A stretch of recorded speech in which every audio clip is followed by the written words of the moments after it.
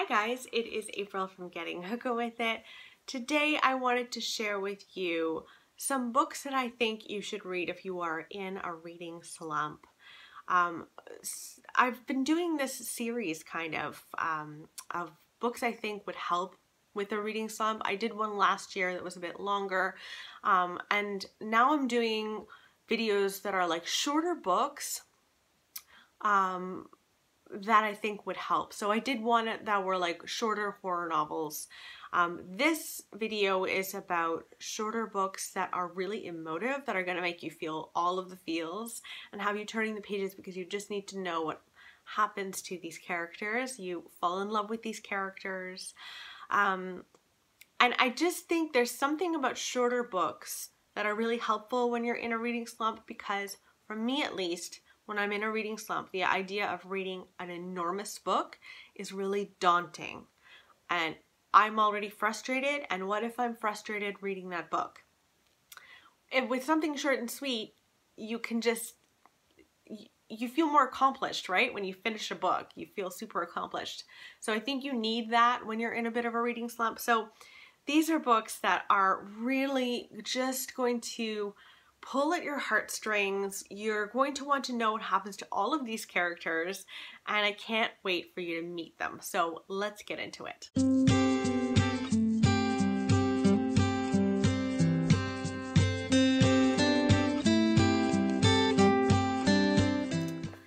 The first book I want to recommend to you is something I have mentioned on my channel quite a few times. You've probably heard me go on and on about Mr. Pip. And Mr. Pip was written by Lloyd Jones. In this book, we are following 13-year-old Matilda. She lives on an island in the South Pacific. The island has been entirely shattered by war. Everyone's fleeing the island. All of the white people, they're all leaving the island, except for one white man, Mr. Watts. Now, Mr. Watts has decided to stay, and he's also decided to become their teacher to give them some normalcy. He's not a trained teacher at all, so what he decides to do is read Great Expectations by Charles Dickens to these kids, and it gives them a lot of hope. So you just fall in love with both Matilda and also with Mr. Watts, and you find out what happens to them on this tropical island. And the back of the book says, first the children and then the entire village are riveted by the adventures of a young orphan named Pip. Their imaginations aflame with dreams of Dickens' London and the larger world. But in a ravaged place where even children are forced to live by their wits and daily survival is the only objective, imagination, it turns out, is a dangerous thing. This will break your heart into a million pieces and also make your heart swell because it's so moving.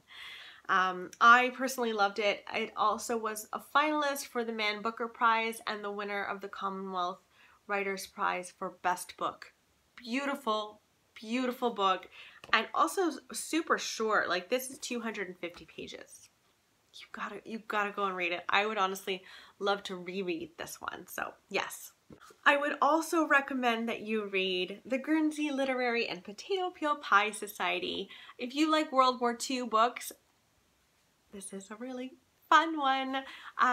This is written in letters, back and forth, from a writer named Juliet Ashton. And she writes letters to the members of the Guernsey Literary and Potato Peel Pie Society. And they created this society on Guernsey during the German occupation. So it was kind of their way to fight back against the Germans and also just to survive in this kind of place. It's about friendship and family and love and perseverance and resilience, and I just really loved it. And I think you will too. It's very short and sweet, and you get really pulled in by the characters. There's also a tiny little mystery in here as well, so it'll pull you in, I'm telling you that. I would also recommend 84 Charing Cross Road.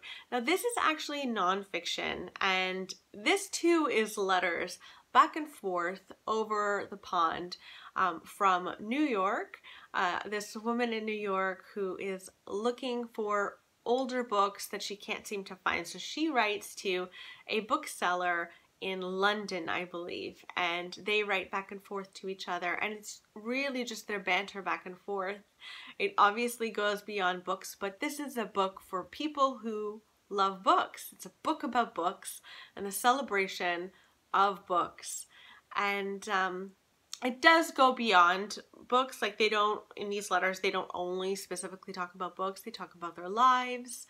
And I just fell in love with these two people who had this lovely friendship in real life. Like, this would never happen these days.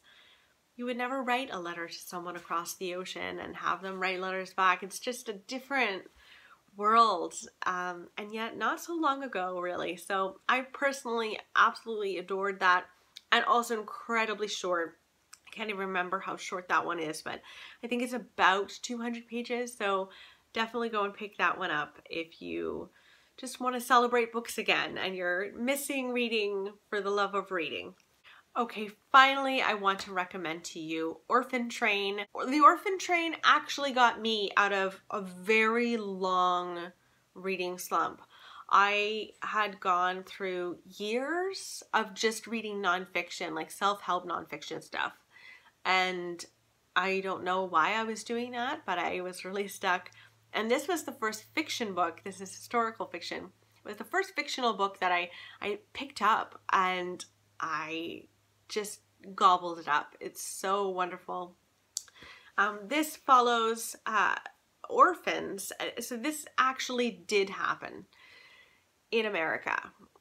So orphans were taken and put on a train, and the train would go across the country, and they would stop at different cities and different towns, and the kids would get out, and people would just kind of go, okay, I want you. And that's how they picked people to join their family. And a lot of the time, these people choosing these children were really looking for like people to work the farm, people to do the cleaning. It wasn't really, I want you to join my family. It was very strange. And so we follow a little girl who's on this journey, and she meets a lot of families who aren't kind to her, but she also is somehow able to hold on to her own character and become just a beautiful, beautiful woman. And there's a bit of romance in here as well. And you know me, I don't like romance in books. Like, I'm like, please just leave that out. But in this book, I was sobbing at the end. So it definitely has 2 thumbs up from me. So yeah, those are some of the more emotive reads that I think you might really enjoy. If you're going through a reading slump, you need something short and sweet that will just pull you into a world quite different from your own, and I hope that you love them all. Let me know in the comments below if you have any books that are super emotional, that are short and sweet, that you would recommend to someone going through a reading slump. I would love to know, and I'm sure plenty of other people would love to know as well what your thoughts are. And I will see you next time. Okay, bye guys.